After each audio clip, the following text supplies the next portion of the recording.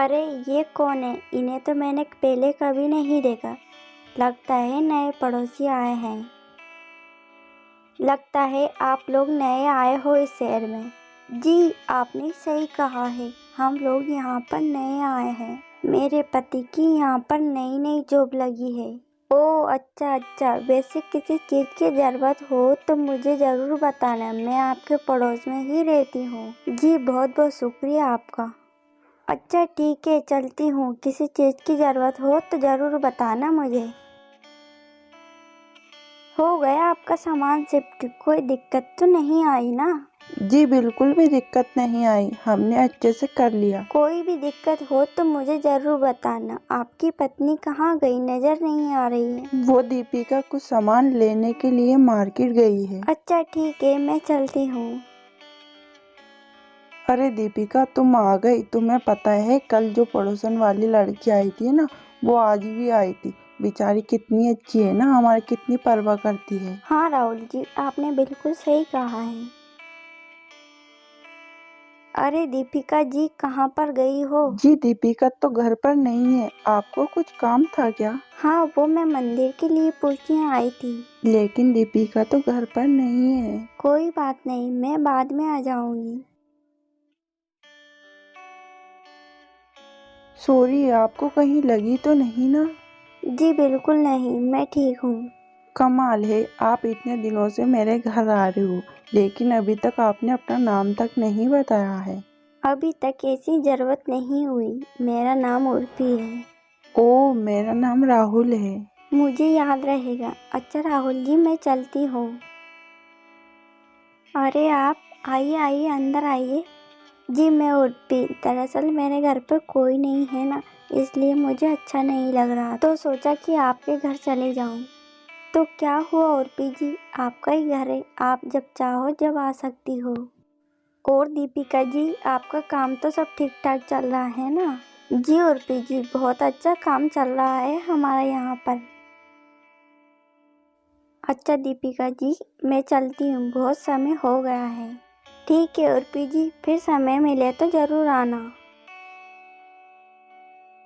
आज उर्पी नहीं आई, उसे देखे बिना मुझे चैन नहीं आ रहा है। उर्पी कितनी खूबसूरत और मॉडल लगती है।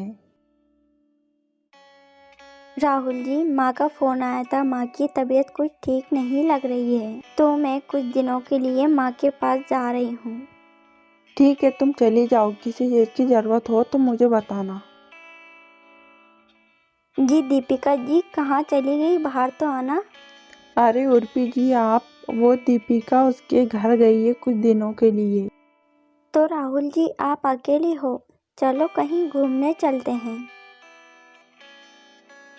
तो राहुल जी, आपको अपनी पत्नी की याद तो नहीं आ रही है ना? अरे नहीं नहीं उर्पी जी, दरअसल मुझे आपसे कुछ कहना है। हाँ तो राहुल जी कहिए ना, क्या कहना है आपको? कहीं आपको बुरा ना लग जाए उर्पी जी। नहीं राहुल जी, आप बोलिए तो सही, क्या कहना चाहते हो आप? वो उर्पी जी, दरअसल मैं आपको पसंद करता हूँ। सच कहूँ मैं आपको पहली नज़र से ही बहुत पसंद करता हूँ। क्या तुम सच में राहुल मुझे पसंद करते हो? सच में उर्पी, मैं तुमसे बहुत प्यार करता हूँ। सच में राहुल जी, मुझे तो यकीन नहीं हो रहा, पर मैं भी आपको बहुत पसंद करती हूँ। राहुल, हमें मिलते मिलते 1 महीना हो गया। कहीं तुम्हारी घरवाली को इस बारे में पता चला तो क्या होगा? उर्पी तुम इसकी चिंता मत करो, मैं उससे साफ साफ कह दूंगा कि मैं तुम्हें पसंद करता हूँ। और मैं ये भी बोल दूंगा कि मैं तुमसे शादी करना चाहता हूँ। अब तो तुम खुश हो ना?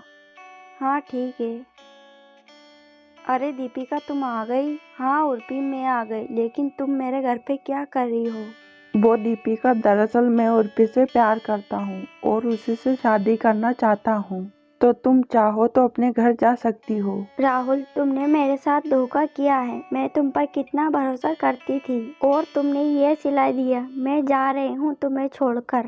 उर्फी, तुम मेरी पड़ोसन होकर मेरी सौतन बन गई। मैंने सोचा नहीं था।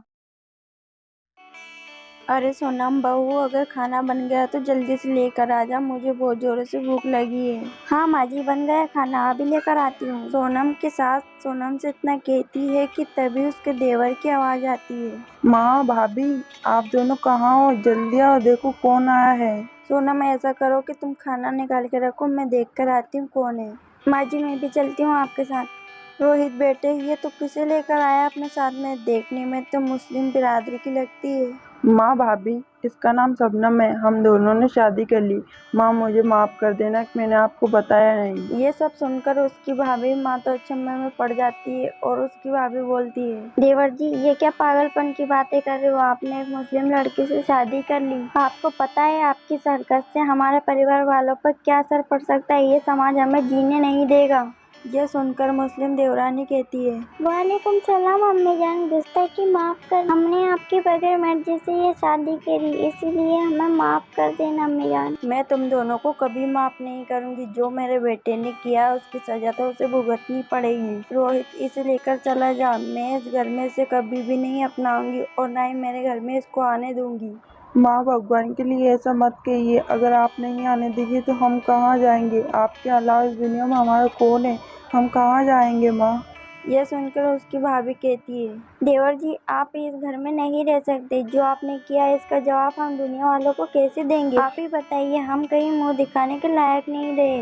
भाभी, खुदा के लिए ऐसा मत कीजिए। अगर आप हमें यहाँ रहने नहीं दोगे तो हम कहाँ जाएंगे? हमारा तो आपके अलावा कहीं और ठिकाना भी नहीं है। सुनो लड़की, तुम मेरे घर में नहीं रह सकती। तुम जहाँ से आई हो वहीं वापस चली जाओ, इसी में भलाई है, तुम्हारी भी और हमारी भी। माँ, अगर आपने मुझे यहाँ नहीं रखा तो मैं मर जाऊंगा, मैं अपनी जान दे दूंगा। देवर जी, आप ये कैसी पागलों जैसी बातें कर रहे हो? माँ जी, देवर जी ने जो भी किया उसके लिए देवर जी को माफ कर दीजिए। माँ जी, अगर देवर जी को कुछ हो गया तो उसके जिम्मेदार हम होंगे। माँ जी, आपको मेरी कसम, देवर जी को यहीं रहने दीजिए। अगर देवर जी की कोशिश नहीं है तो ठीक है, बहुत यही मर्जी है, लेकिन इससे कह देना कि मेरी रसोई और मेरे काम से दूर ही रहे।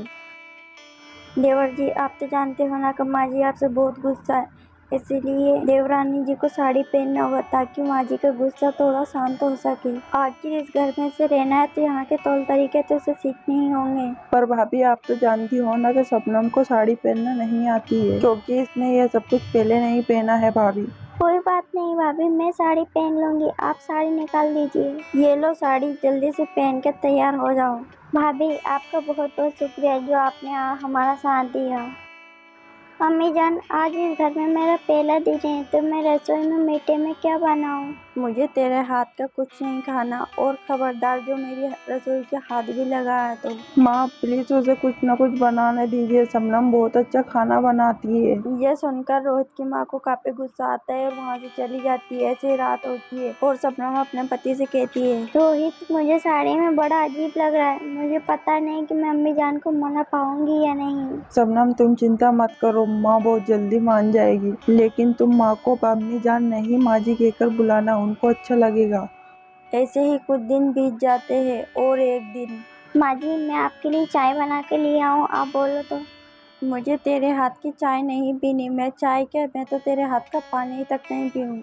शबनम को खरी खोटी सुनाकर उसके सास वहाँ से जाने लगती है। तभी उसका पैर फिसल जाता है और वहाँ गिर जाती है, और गिरते ही वो वहाँ बेहोश हो जाती है। यहाँ देख शबनम अपनी सास को उठाती है और अपने कमरे में ले जाती है और डॉक्टर को बुला लेती है। शबनम अपनी सास का बहुत ख्याल रखती है। इतने में उसकी बड़ी बहू सोनम और रोहित भी आ जाता है। माँ जी, अब कैसी तबीयत है आपकी? आपको पता है आज शबनम की वजह से आपकी जान बची है। बहुत तो अच्छा हुआ कि शबनम ने सही वक्त पर डॉक्टर को पास फोन लगा लिया और उसने तुरंत ही आपका इलाज कर दिया, नहीं तो माँ जी आज न जाने क्या हो जाता। हाँ माँ, भाभी सही कह रही है, आज शबनम की वजह से आपकी जान बची है। शबनम बहू, मैंने तुझे हमेशा ही बुरा भला कहा और आज तूने ही मेरी जान बचाई।